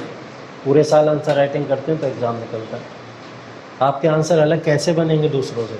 जब आप डेली प्रैक्टिस करोगे तभी तो बनेंगे। ये मैंने बता दिया तो ये बता के सुनना सिर्फ आसान थोड़ी है, इसको लिख के तो देखोगे एक बार, अच्छा मैं ये अप्लाई कर पा रहा हूँ या नहीं कर पा रहा हूँ, मुझसे ऐसा हो पा रहा है या नहीं हो पा रहा है। एटलीस्ट कम से कम 2-2 क्वेश्चन अगर नहीं लगाओगे अभी तो GS 1 करा दिया, 2 करा दिया, मैं 3 भी करा दूँ, आप 20 क्वेश्चन और ऐड हो जाएंगे, 60 question.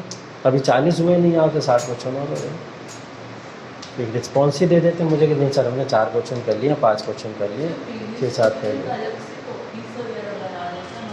GS 1, GS 2, GS 3, GS 4 ये 4 कॉपी बना लीजिए बस। और ये मोटी मोटी कुछ कॉपी बनाइए, इससे सब उसी में सब सॉल्व कर दो, सारी चीज़ें उसी में सॉल्व कर दो। तो जब आप एग्ज़ाम देने जाएंगे तो इसीलिए तो सेलेक्टिव करना है। अगर इकोनॉमी करनी है आपको तो इकोनॉमी के लिए आप क्या करो, जैसे आपने बोला सेक्शनल करना है, अब सेक्शनल इकोनॉमी में भी सेक्शन डिवाइड कर लो। अब इकोनॉमी में अगर आप इन्फ्लेशन का चैप्टर पढ़ रहे हैं तो आप इन्फ्लेशन के चैप्टर के क्वेश्चन प्रीवियस ईयर के सारे सॉल्व कर लीजिए, सिर्फ उतना हो गया, निपट गया। फिर आप देखिए अगला टॉपिक क्या पढ़ रहे हैं, चलिए आप GS 2 का पढ़ रहे हैं, पॉलिटी पढ़ रहे हैं, फिर आप देख लीजिए पॉलिटी में आप क्या पढ़ रहे हैं, प्रेसिडेंट पढ़ रहे हैं, तो प्रेसिडेंट को उठा के तमाम क्वेश्चन सॉल्व कर लीजिए।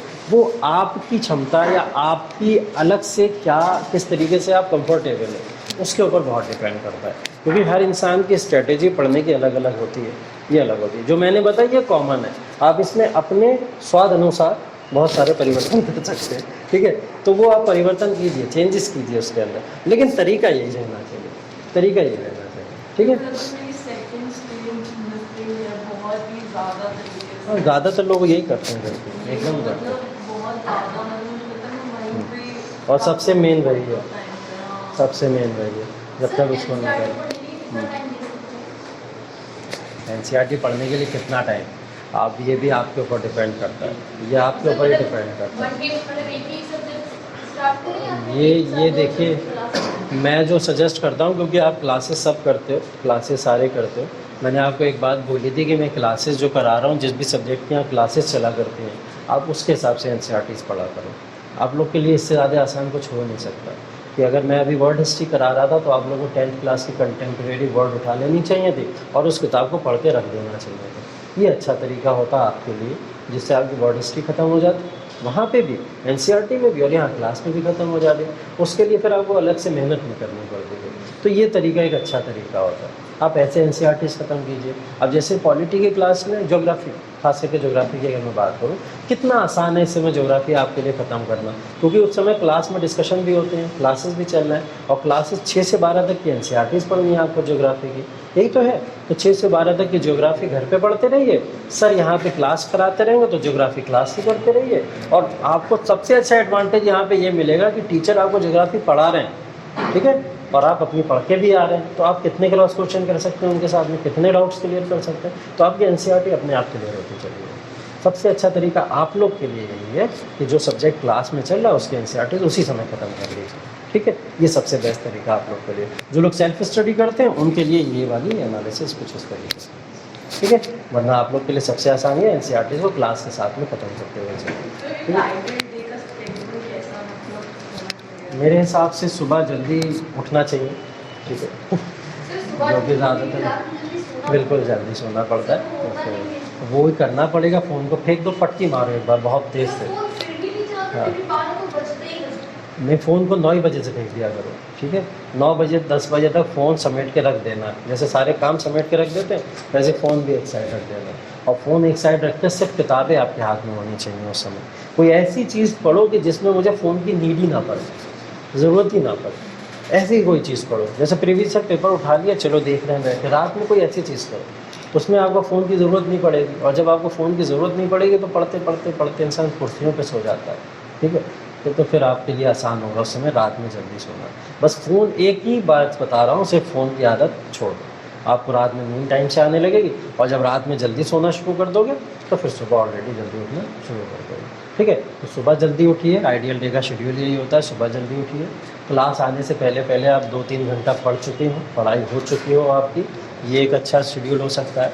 और उसके बाद में जब आप क्लास में आ जाएँ, क्लास को अच्छे से कीजिए। क्लास को शेड्यूल करने के बाद में लाइब्रेरी में जाइए, क्लास में बैठिए, जितना पढ़ लिया है यहाँ पे उसको जब तक रिवाइज़ ना करिए तब तक कहीं उठ के मत जाइए, ठीक है। उठ के जाओ, चलो खा पी के आ जाओ, लेकिन वापस आ जाओ, वापस आके फिर एक बार उसको रिवाइज़ कर लो, अच्छे से सारी चीज़ों को रिवाइज़ कर लो, पढ़ लो उनको अच्छी चीज़ों को। और अच्छे से जब पढ़ ली उन चीज़ों को, मेरे ख्याल से जितना 2 घंटे की क्लासेस चले उसको ख़त्म करने में 1 घंटा तो आप एक्स्ट्रा रुक ही सकते हैं यहाँ पे। 1 घंटे में आप वो सब चीज़ें रिवाइज़ कर सकते हैं।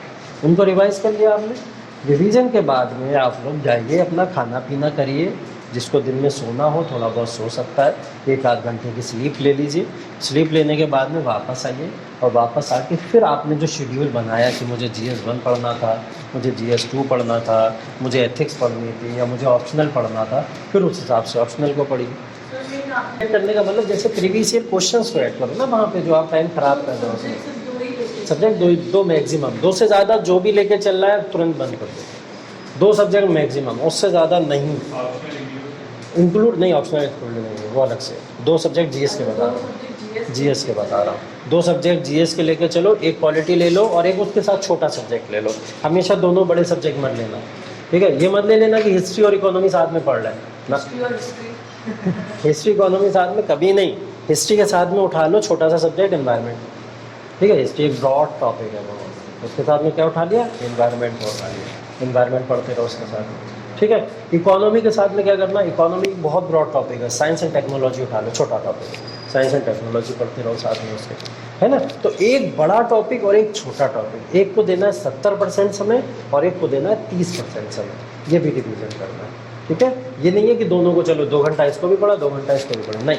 एक सब्जेक्ट को 2 घंटा पढ़ो, एक सब्जेक्ट को 1 घंटा पढ़ो, ऐसे करके पढ़ना है। तो ये 3 घंटे में आपका GS ख़त्म हो रहा है, 3 घंटे में आपका GS ख़त्म हो रहा है। 3 घंटे के बाद में क्या बचा, 2 घंटे दे दो इस previous year analysis, previous year 2 और 1, 70 और 30%। 70% सिलेबस एक का ख़त्म करते चलो और 30% सिलेबस एक का ख़त्म करते चलो, ठीक है। एक बड़ा और एक छोटा, हमेशा ऐसे करना है हमको। कोई बड़े सब्जेक्ट दोनों साथ में लेके कभी भी नहीं चलना, ठीक है। तो ये बात हमेशा ध्यान रखना। वर्ड हिस्ट्री बहुत छोटा सब्जेक्ट है, वर्ड हिस्ट्री के साथ में आपको कुछ पढ़ना है तो आप उठा, हाँ वर्ड हिस्ट्री बड़ा कहाँ है, छोटा सब्जेक्ट है। कितने, हाँ इकोनॉमी पढ़ो, उसके साथ में इकोनॉमी पढ़ सकते हो, कोई भी एक बड़ा सब्जेक्ट पढ़ लो उसके साथ में, ठीक है। एक छोटा और एक बड़ा, बस वो अब आप अपने हिसाब से डिवाइड करो कि मुझे किसके साथ में कंफर्ट है, ठीक है। ये काम करना है, तो इसके हिसाब से डिवीजन कर लो। 3 घंटे में GS ख़त्म करो, 2 घंटे में प्रीवियस ईयर एनालिसिस करो, 5 घंटा हो जाएंगे। 5 घंटा पढ़ने के बाद में 1 से 1.5 घंटा पढ़ो करंट अफेयर्स, 1 से 1.5 घंटा, ठीक है। और बहुत अगर आपसे खिंच जा रहा है तो चलो मैं कह रहा 2 घंटा पढ़ लो, 7 घंटा हो गया। 7 घंटे के बाद में बचा 1 घंटा आपके पास, 1 घंटा बचा, अब आपके पास में क्या करोगे उस 1 घंटे में? ऑप्शनल करना है, बस वही बता रहा हूँ। 1 घंटे में क्या करना है?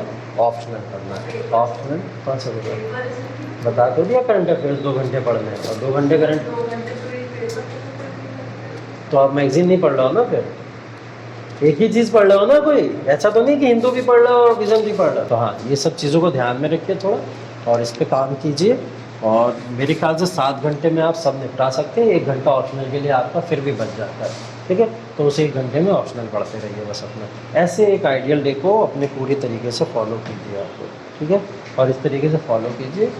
करंट अफेयर्स 4 घंटे देना अभी नुकसान कर देगा, ठीक है। अभी भी नुकसान कर देगा, आगे भी नुकसान कर देगा। उसमें फंसे नहीं रहना है, ठीक है। क्योंकि सिर्फ करंट अफेयर्स भी यूपीएससी नहीं है, बहुत सारी बेसिक चीज़ें भी पढ़नी है, ऑप्शनल भी पढ़नी है। तो पेपर पढ़ते समय गलती भी तो करते हो। पेपर पढ़ते समय तुम अपने आप को शक्तिमान मान लेते हो। तुम लोग को लगता है कि देखा हिंदू हम खुद ख़त्म कर लेंगे, हमें सब आता है। खुद रीडिंग में डट जाते हो, उसके कॉन्सेप्ट खुद समझने में लग जाते हो। उसके एकदम से कॉन्सेप्ट खुद समझ में आएंगे ही नहीं। द हिंदू में आपको डिपेंडेंट होना पड़ेगा सोर्सेज के ऊपर पकड़ने के लिए। हो सकता है गूगल जाना पड़े, हो सकता है यूट्यूब जाना पड़े, कॉन्सेप्ट समझना पड़े। वैसे करो अभी वैसे करो।